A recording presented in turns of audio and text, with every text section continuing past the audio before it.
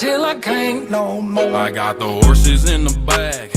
Horse stock is attached. Hello friends, आज के episode में चर्चा करेंगे भारत और चाइना की मिलिट्री स्ट्रेंथ के बारे में।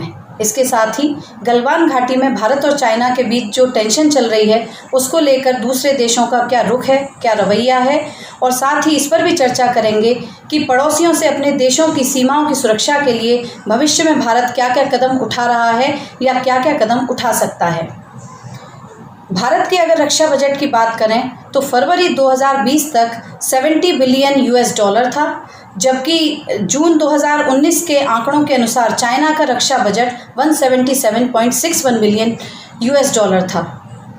भारत की एक्टिव आर्मी 13.25 लाख है, जबकि चाइना की एक्टिव आर्मी 25.35 लाख है।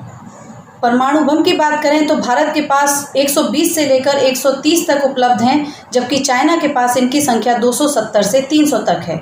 सबमरीन्स की बात करें तो भारत के पास 14 सबमरीन्स हैं और चाइना के पास 68 सबमरीन्स हैं। समुद्री बेड़ों की बात करें तो भारत के पास 295 हैं और चाइना के पास 714 हैं। अगर अटैक हेलीकॉप्टर्स की बात करें तो भारत के पास 19 हैं और चाइना के पास करीब 200 अटैक हेलीकॉप्टर्स उपलब्ध हैं। अगर डिफेंस के मोर्चे पर देखा जाए तो भारत अभी काफ़ी पीछे है।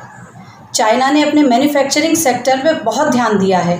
पूरे वर्ल्ड में आपको चाइना का बना हुआ सामान मिलेगा।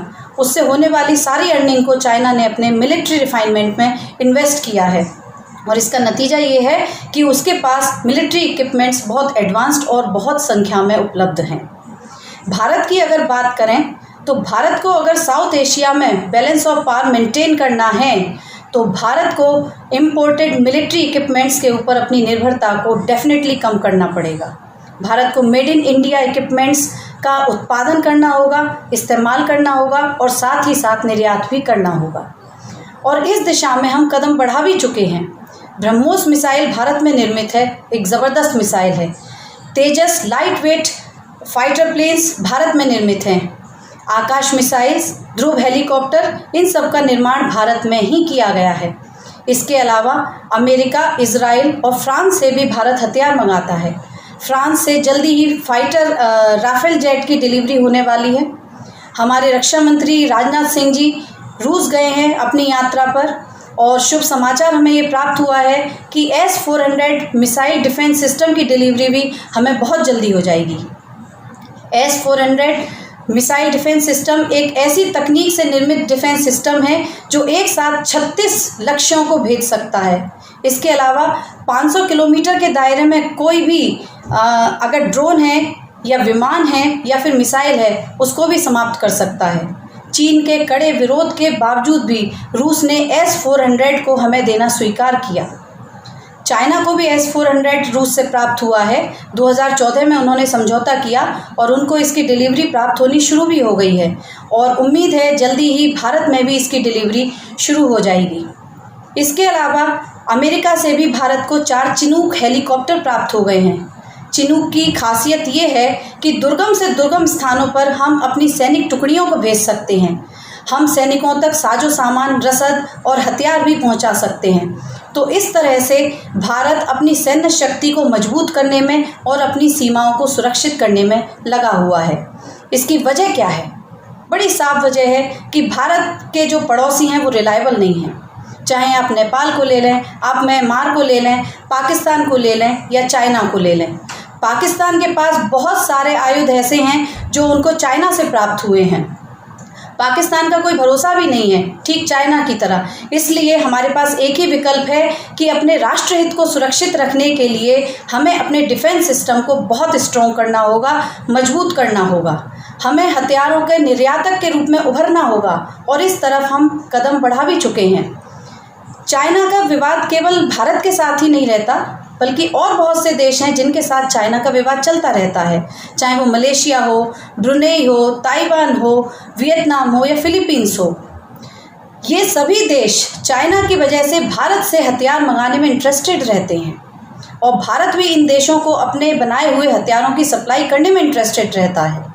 अभी हाल ही में वियतनाम ने भारत से ब्रह्मोस मिसाइल के अलावा और भी बहुत से हथियार लिए हैं। बांग्लादेश ने भी हथियारों का एक बड़ा ऑर्डर भारत को दिया है। इस तरह से आने वाले 5 वर्षों में निश्चय ही भारत हथियारों के एक सफल निर्यातक के रूप में उभरकर सामने आएगा। 2017 में सिप्री ने Bharat dynamics, Bharat electronics, Indian ordnance factory, Hindustan aeronautics limited को विश्व की 100 प्रमुख कंपनियों में शामिल किया जो डिफेंस से संबंधित सामानों का निर्माण करती हैं। भारत के लिए एक बड़ी उपलब्धि है। यहाँ भारत के ऊपर एक सवालिया निशान लगाया जा सकता है। जो भारत के क्रिटिक्स हैं वो ये कह सकते हैं कि एक और निशस्त्रीकरण और दूसरी ओर हथियारों का बड़ा निर्यातक बनना, दोनों ही 100% कॉन्ट्रडिक्टरी हैं। लेकिन हम क्या करें, हमारे पास दूसरा कोई विकल्प नहीं है। हम अपने पड़ोसियों पर विश्वास नहीं कर सकते, इसीलिए हमें सैन्य रूप से बहुत मजबूत बनना होगा और अपनी सीमाओं की सुरक्षा करनी होगी, क्योंकि हमारे राष्ट्रहित की यही डिमांड है। और अंतर्राष्ट्रीय राजनीति में राष्ट्रहित से बढ़कर कुछ भी नहीं होता। इसके अलावा भारत ने आर्थिक मोर्चे पर भी चाइना को चोट पहुंचाने का निर्णय ले लिया है। बहुत सी चाइनीज़ कंपनियों को ठेके दिए गए थे जिनको रद्द कर दिया गया है। इसके अलावा इंडस्ट्रियल सेक्टर से भी केंद्र सरकार ने रिपोर्ट मांगी है, सामानों की लिस्ट मांगी है जिनको मंगाना चाइना से बंद किया जाए और उनके स्वदेशी विकल्पों को खोजा जाए। इसके अलावा केंद्र सरकार ने कड़ा कदम उठाते हुए एक बड़ा डिसीजन लिया है। सरकारी खरीद के लिए उपलब्ध मौजूदा ई-कॉमर्स पोर्टल GEM पर प्रत्येक प्रोडक्ट की कंट्री ऑफ ओरिजिन बताना मस्ट कर दिया है, आवश्यक कर दिया है। इससे स्वदेशी को प्रोत्साहन मिलेगा और चाइनीज़ प्रोडक्ट्स को खरीदने से लोग बचेंगे। इसके साथ ही संचार के क्षेत्र में 5G नेटवर्क की होड़ में शामिल चाइनीज़ हुआवेई को इस होड़ से भारत बाहर करने का डिसीजन भी केंद्र सरकार ले रही है। इंफ्रास्ट्रक्चर निर्माण की दिशा में भी मोदी सरकार अपने कदम बढ़ा चुकी है। भारत चीन सीमा से लगे हुए इलाकों में 32 सड़क परियोजनाओं के कामों में तेजी लाई जा रही है। देश को मजबूत बनाने के लिए, देश की सीमाओं को मजबूत बनाने के लिए जितने कदम उठाए जा सकते हैं वो सभी उठाए जा रहे हैं। 2013 में रक्षा मंत्री AK एंटोनी ने कहा था, हमारे पास सीमा से लगे इलाकों में इंफ्रास्ट्रक्चर निर्माण की कोई नीति नहीं है। इसके विपरीत प्रधानमंत्री मोदी कहते हैं कि सीमा से लगे क्षेत्रों में इंफ्रास्ट्रक्चर का निर्माण हमारी प्राथमिकता है, क्योंकि इससे जवानों तक साजो सामान, रसद और हथियार आसानी से पहुंचाए जा सकते हैं। यानी देश की सुरक्षा के लिए, राष्ट्रहित के लिए जितने निर्णय लिए जा रहे हैं, सरकार उनसे पीछे नहीं हट रही है। अगर हम दूसरे देशों की बात करें, दूसरे देशों का इस विवाद की तरफ क्या रुख रहा है, तो अमेरिका ने खुलकर चाइना के इस एटीट्यूड का, इस कदम की निंदा की है। अमेरिका का कहना है कि चाइना ने जानबूझकर कोरोना वायरस से ध्यान भटकाने के लिए LAC का उल्लंघन किया है और गलवान घाटी में भारतीय सैनिकों के साथ सैनिक झड़प की है। अमेरिका अपने व्यापारिक संबंधों को चाइना के साथ खत्म करने के लिए सीरियसली विचार कर रहा है। ब्रिटेन ने भारत का समर्थन किया है, ऑस्ट्रेलिया खुलकर भारत के समर्थन में आया है।